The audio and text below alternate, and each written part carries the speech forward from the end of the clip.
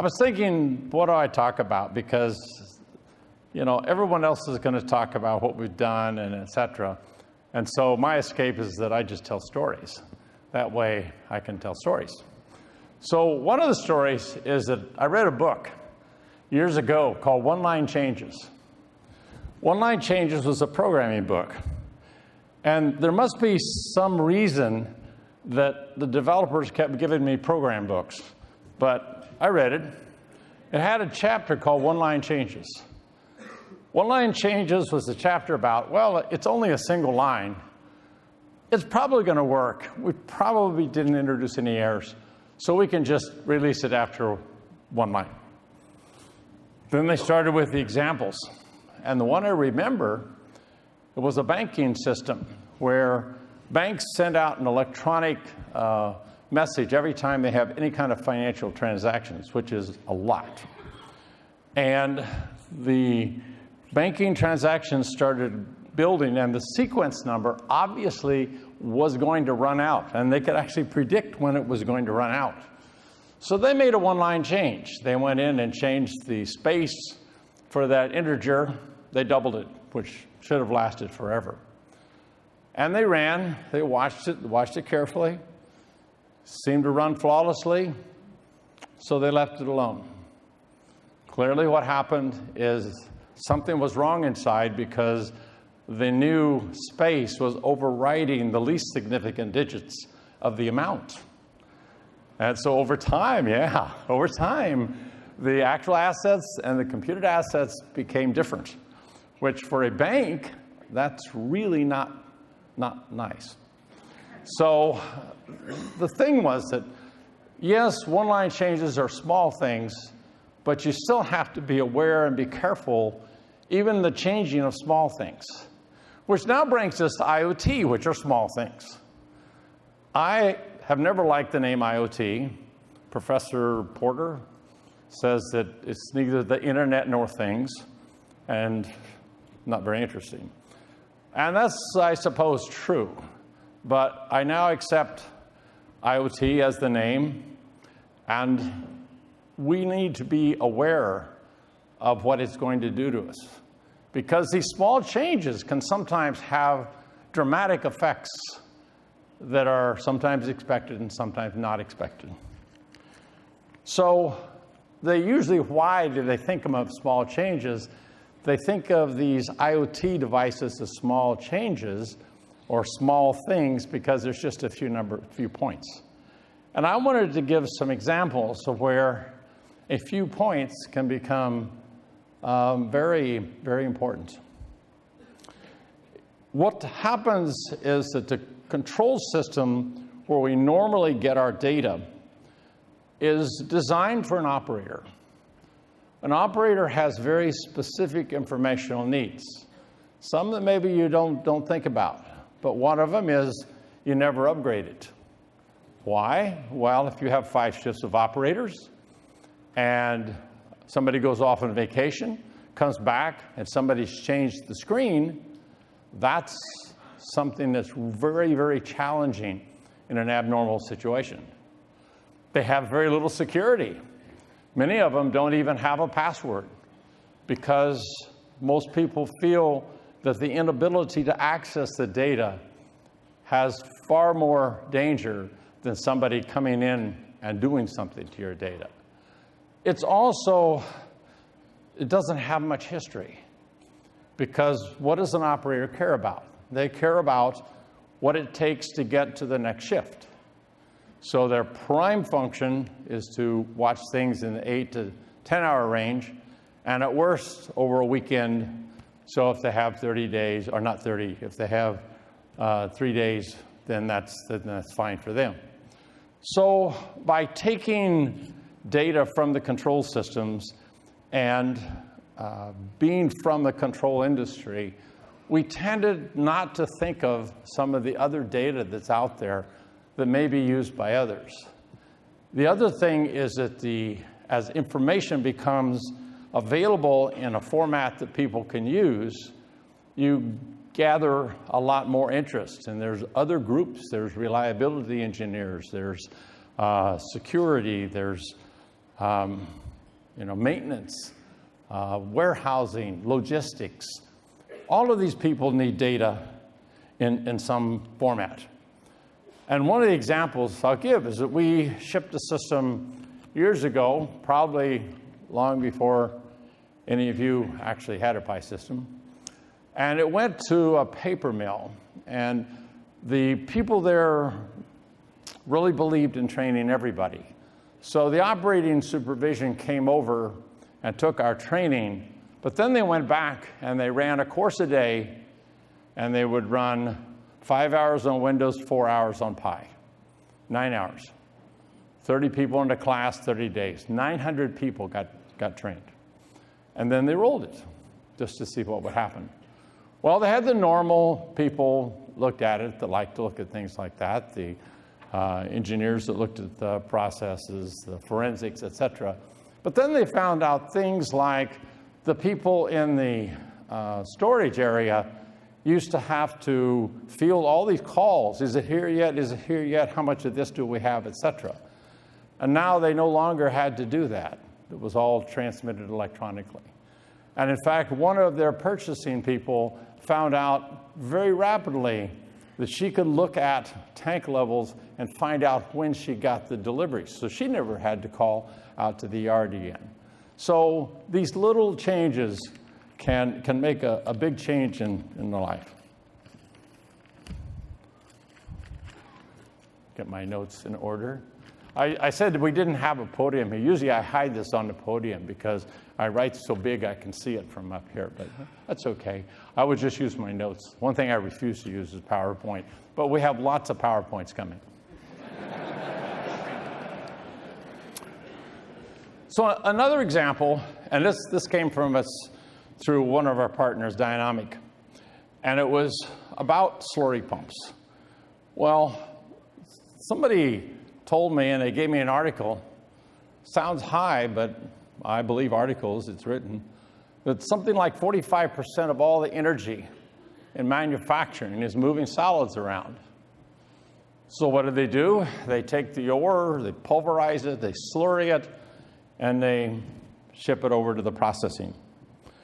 Now, one thing about slurries is like pumping sand. It's very erosive. And because you're eroding, some of the inside becomes very corrosive as well. And these things tend toward failure. Well, this particular facility only had a few of these giant slurry pumps that had been manufactured for 100 years. So, of course, they didn't have a lot of smarts built into them. So they put some sensors on them, and they started looking at these things, looking at temperatures and vibrations. Vibration, because what happens in a slurry pump is you not only are putting huge amounts of mechanical energy into the slurry, you're creating pressure and temperature gradients, and then you put all these nucleation sites in, so they cavitate. And in that environment, it's so noisy you can't hear them cavitate until you pull the impeller out and there's big holes in it. So this allowed them to look at it. Now, how much was this worth? Well, since it cut down a fraction of the production of the entire mine facility, it was worth $50,000 to $70,000 an hour. Sure, there was only a few points, but that's a big number. Another example I got, and this came from Petasense, who's another one of the partners. I hear stories, and then I retain them, and that goes into this business of only talking stories. But anyway, steam traps. We forget steam traps. They're a brain-dead, simple device. All they do is that they find condensate in the line, they open up, and they pop out some conduit. But there's lots of them. There can be thousands of them. Another big number, and I think this one was over 50% of energy in manufacturing goes to making steam. And these things develop a lot of different failure modes. They can be open, they can be closed, they can blabber. And so by having the sensors in there, they were able to basically move to condition-based maintenance of a steam trap. You wouldn't normally do this in the old days because the steam trap was not very expensive and there was only a few points. But when you look at the cost of the lost energy, it was a pretty good sized number. So I have another example. This was from a user. And this is how you operate in an abnormal. And they were putting synchronous phasers on as a trial. It was just a pilot. For those of you that don't know synchronous phasers, these are devices that usually have some intelligence in them, and they are looking at the shape of the wave for power coming in. And from this, they can tell a lot of things. They can tell when things are in phase, out of phase. They can look at reactive and real power, all those kinds of things. Well, this particular power company had a problem in that they were in hurricane areas. And a hurricane came in and took out 5 transmission lines. They islanded an entire state, including a nuke. And now, without its exciter, this thing starts to hunt, which is the way blackouts start. They do that, they oscillate, and then they oscillate too far, and they trip to safety, and they're down. So what they saw on these phasers, they saw it, and they had a remote operating center that was really designed to be able to keep things running, not really to operate. But they were able to see what was wrong. They put all but one of their power stations in manual. They controlled the frequency with the one that was left. And 33 hours later, they made the connection and they went back in sync. So this is only a few points out of a synchronous phaser that was only there for an experiment. But think of it, those of you in the power industry, or those of you that are users of power, when a transmission facility goes down, it's non-trivial to come back up because you don't just flip a switch like you do at your house. You go down each line, you make sure nobody's there, you're not going to incinerate a house or people or whatever, and slowly bring them back up. The other problem from a power company perspective is that customers don't pay you when you're blacked out. So this would have taken a long time to bring back up. And so by it being able to move in this abnormal operation and actually keep control until everything came back was worth a huge amount of money. Again, just a few points. So in a way, I think IoT, I shouldn't say this. This is a little bit like Y2K. It's something that won't go away. There's no defined end. So we see huge amounts of IoT projects going on. And it also makes sense because what thing isn't smart anymore? I mean, the first autonomous vehicles were underground mining vehicles. When you put in instrumentation, it's always smart. Robots are sitting there cranking out almost as much data as work. And so there's a lot of data in there, and we need to start becoming much more concerned about the structure and how we manage the data. Because these data are going to come in, they're going to float around. Some will go to the cloud, some will come into the PI system, others will never be brought in. One of the things that IoT has done for us is they've encouraged technology of improving our wireless so that you can actually put low-cost sensors out there, and what happens in data, just like everything else in the computer business, every increment down in price doubles the volume. So I would guess, they're not all brought in, of course, but I would guess that even today, there's probably close to the same amount of data sitting in IoT that sit in control systems. Because the control systems are the ones that that operator wanted, and they're very specific and very robust systems. So more and more, we're going to have to deal with that because IoT is just starting. We know how much is in the control system, but IoT is just starting. So we're going to continue to put in smart analyzers, we're going to put in robots, we're going to put in vehicles that move things around. Every one of these are data generating machines. In addition, we can communicate, so we're going to be very interested in the systems around us. The wind profiles in front of a wind farm are very interesting to people in the wind farm, but they could be very interesting to people that have very sensitive models for environmental discharge. And these data can now become into the system very inexpensively through the LiDARs, the little spinners on top of the autonomous vehicles. They drop the price of LiDAR down by orders of magnitude. So we're going to see more and more data coming. We're not going to be able to stop it. Now we have to learn how to use it and utilize it.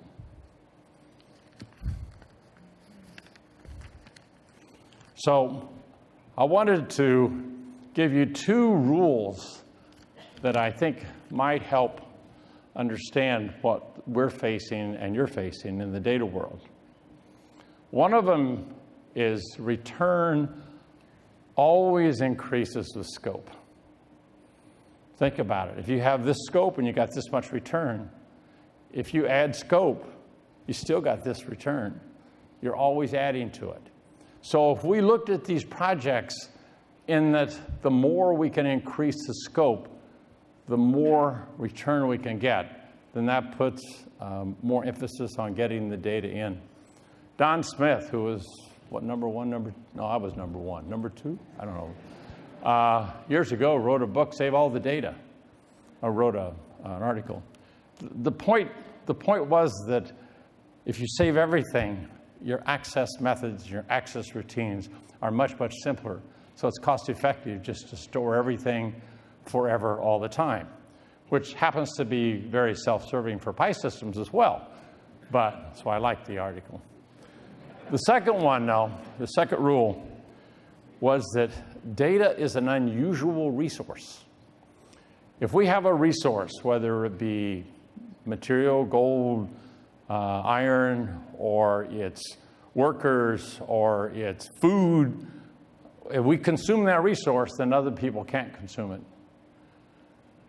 Data is unique in that the more people that consume the same data, the more valuable it gets.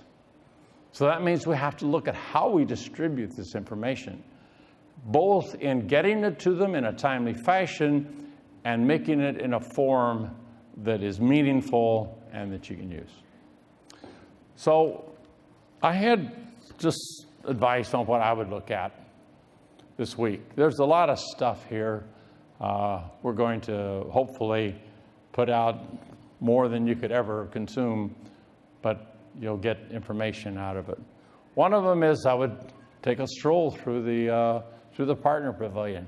Not only do we like them because they help sponsor this thing, but we think that a lot of use of these data take energy and talent and whatever that may be different talents and energy than somebody that's trying to run a facility. So wander through, see what they've done. I often go listen to papers and I look at these things and I never fail to learn something. There's clever people out there that will do things I never thought about doing. There's another kind of subtle inside issue, and that's we published a format a year ago called OMF, OSI message format. But what it does, it allows people, ourselves, vendors, anybody that want to put data into a PI system, there's a format for them to do it now. And we maintain the format. And what we've noticed is that more and more people are starting to use this to bring some of this information that was not really thought to be control information into the system, which, by the way, has a second effect, and that is that operators are very clever people. When this information comes in and they get used to it and they start to believe it, they'll start to use it too. So you're also silently expanding the scope of your operations folk as well. Third thing I'd look at is that we have basically went back to the drawing board and built systems that are designed to be a hardened system. What do you do by that? You take out, you don't put out features every time, making people retest them. You basically harden the system.